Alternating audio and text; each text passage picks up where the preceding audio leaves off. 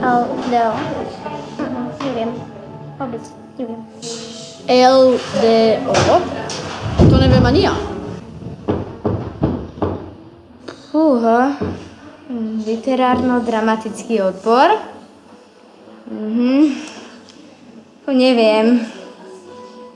Je to niečo o herectve alebo literatúre? Je to nejako spojené? Netuším. LDO je jedna veľká tvorivá skupina.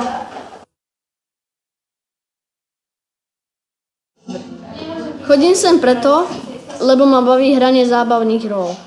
Je to pre mňa úplne super, lebo proste sa to môžete hrať úplne na niekoho úplne iného, ktorý môže byť celý život šťastný, celý život smutný. Proste hráte niečo iné, niečo super a proste je to úplne zábavné.